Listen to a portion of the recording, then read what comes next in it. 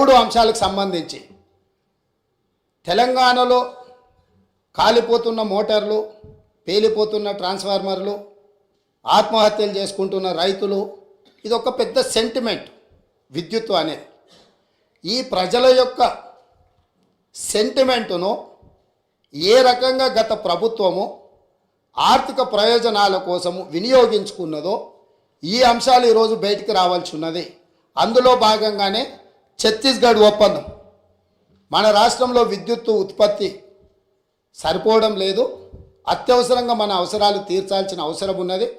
కాబట్టి ఏ టెండర్లు లేకుండానే డైరెక్ట్గా మేము ఆ ఛత్తీస్గఢ్ ప్రభుత్వానికి సంబంధించిన ప్రభుత్వ సంస్థతో తెలంగాణ రాష్ట్ర ప్రభుత్వం డిస్కామ్లు ఒప్పందం చేసుకుంటున్నాయని ఆ రోజు ఇదే సభలో ఈ ఒప్పందాలతో వేల కోట్ల రూపాయల భారం పడబోతుంది, ఈ భారాన్ని తెలంగాణ ప్రజలు భరించలేని పరిస్థితికి దారితీస్తుంది, ఈఆర్సీ ముందల మేము ఫిర్యాదులు చేయడమే కాకుండా మా వాదనలు వినిపించినాం.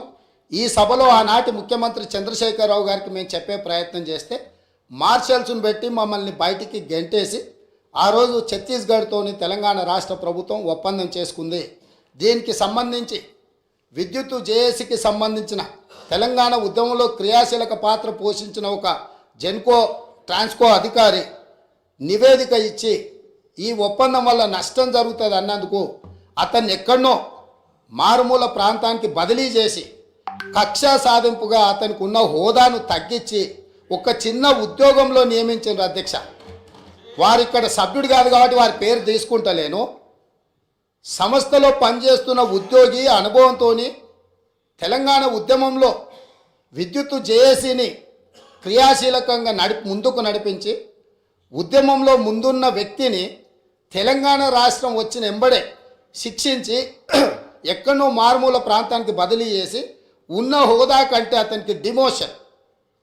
తెలంగాణ ఉద్యమంలో పాల్గొన్న వాళ్ళు తెలంగాణ రాష్ట్ర సాధనలో క్రియాశీలక పాత్ర పోషించిన వాళ్ళను మనం సమర్థించే అవసరమైతే ప్రమోషన్ ఇవ్వాలి. ఒకవేళ ప్రమోషన్ ఇవ్వడానికి మీకు మనస్కరించకపోతే ఉన్న హోదాలనైనా ఉంచాలి. అలా కాకుండా శిక్షించి బదిలీ చేసిండ్రు. అతను కూడా ఆనాడు ఈఆర్సీ ముందు తన వాదన వినిపించిండు.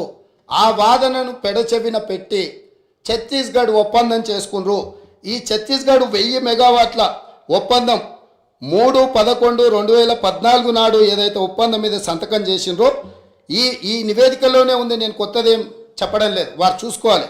పేజీ నెంబర్ 11, 12లో ఉన్న వాటిని.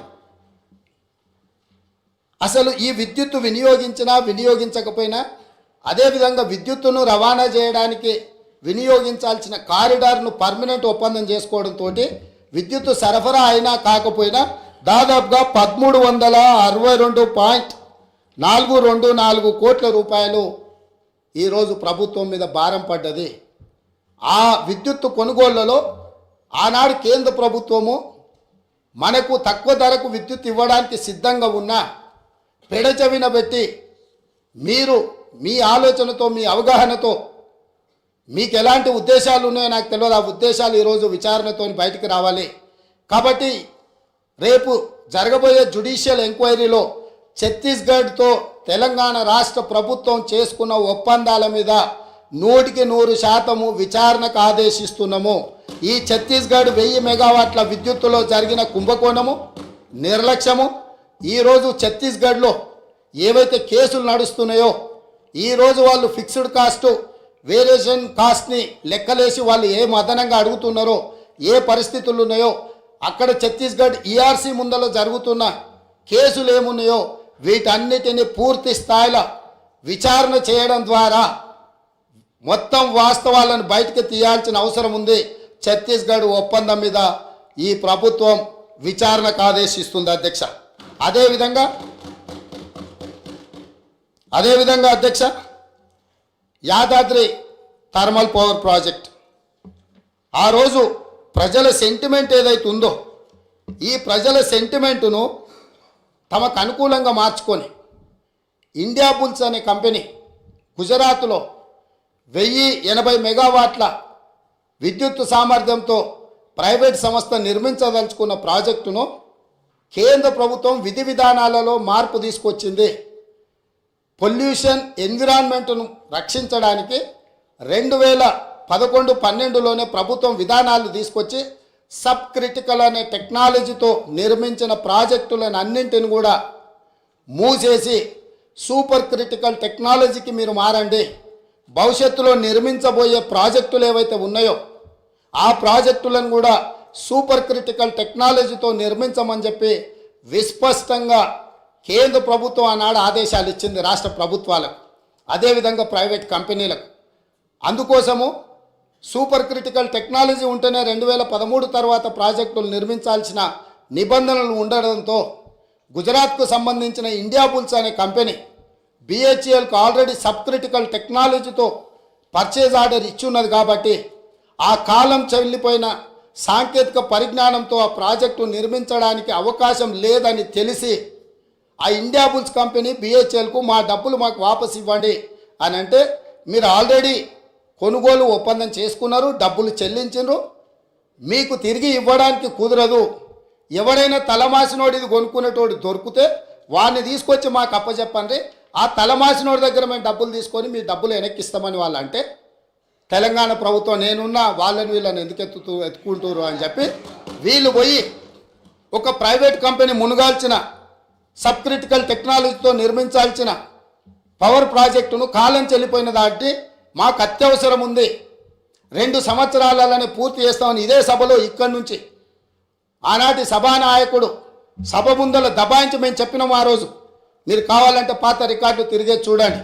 ఇది సబ్ క్రిటికల్ టెక్నాలజీకి కాలం చెల్లిపోయింది, ఇది ప్రపంచంలో ఎక్కడ మనుగడ సాధిస్తలేదు, దీంతో కాలుష్యం వస్తుంది, విద్యుత్ ఉత్పత్తి సామర్థ్యం తగ్గుతుంది, తద్వారా నష్టము, దీన్ని వద్దు అని మేము చెప్తే ఖచ్చితంగా నేను చేస్తా, 2 ఏళ్లలో పూర్తి చేస్తా అని వారు చెప్పడం జరిగింది అధ్యక్ష. 2 ఏళ్లలో పూర్తి చేయలే అధ్యక్ష భద్రాద్రి పవర్ ప్రాజెక్ట్. 7 ఏళ్ళు పట్టింది భద్రాద్రి కోసం. 7 ఏళ్లలో 4 × 270 1080 మెగావాట్స్, 2 సంవత్సరాలలో 6,75,00,000 ప్రతి మెగావాట్కు ఖర్చు పెట్టి ప్రాజెక్టు నిర్మిస్తామని ఒప్పందం చేసి ఈ ఒప్పందాన్ని మొదట్లో తక్కువ చూపించి ఈ ప్రాజెక్టు నిర్మాణం ప్రాజెక్టు వ్యయం 9,74,00,000 రూపాయలు పర్ మెగావాట్ అయింది అధ్యక్ష. ఇది పూర్తయ్యే వరకు 7 సంవత్సరాలు పట్టింది. అత్యవసరంగా మనకు అవసరాలు ఉన్నాయి, అనుమతులు తీసుకోవడానికి ఆలస్యం అవుతుంది, టెండర్లు పిలిస్తే కూడా ఆ ప్రాసెస్తోనే ఆ 2 నెలలు టెండర్లు పిలిచే కాలం కూడా వృధా అవుతుంది. 2 నెలలు కూడా నేను సమయాన్ని వృధా చేయదలుచుకోలే, ఎన్ని వేల కోట్లు ఖర్చు పెట్టైనా సరే నా రైతులకు విద్యుత్ ఇస్తా అని ప్రజల సెంటిమెంటును ప్రాతిపదిక చేసుకొని ఆనాటి ముఖ్యమంత్రి గారు 6,75,00,000 రూపాయలకే పర్ మెగావాట్ విద్యుత్తు సామర్థ్యంతో ఉత్పత్తి చేస్తామని చెప్పి భద్రాద్రి పవర్ ప్రాజెక్టును కొనుగోలు చేయడం జరిగింది. తద్వారా ఇండియా బుల్స్ కంపెనీకు మేలు జరిగింది, వాళ్ళ డబ్బులు వాళ్ళకు వచ్చినాయి. కానీ ఇది 7 సంవత్సరాలై 9.74 కోట్లతోనే ఈరోజు ప్రాజెక్టు పూర్తయింది. ఈరోజు ఇది ఉత్పత్తి కూడా సరైన విధంగా లేకపోవడం వల్ల సేమ్ టైం KTPS ఇదే ప్రభుత్వంలో ఉన్న 7వ దశ 48 నెలల్లో సూపర్ క్రిటికల్ టెక్నాలజీతో, అది సబ్ క్రిటికల్ టెక్నాలజీ, ఆ టెక్నాలజీ కాలం చెల్లిపోయింది. మామూలుగా కంప్యూటర్లు లేకపోతే పాతకాలం నోకియా ఫోన్లు కాలం చెల్లిపోయినాక మనం బయట పడేస్తాం, ఎందుకు ఉపయోగం లేదు అని, మన పాత బట్టలు పడేసినట్టు. అట్లాంటి పడేసిన వాటిని దాదాపుగా 10,000 కోట్లు పెట్టి నిర్మాణం చేసి తెలంగాణను నిండా ముంచిండ్రు.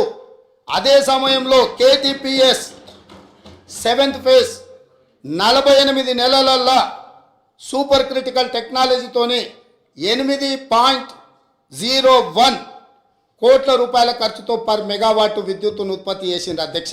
అంటే ఏ రకంగా ఇందులో 1,000 కోట్ల రూపాయల దోపిడీ జరిగిందో భద్రాద్రి పవర్ ప్రాజెక్టును కూడా ఈరోజు జ్యుడిషియల్ ఎంక్వైరీలో 2వ అంశంగా చేరుస్తున్నాం అధ్యక్ష.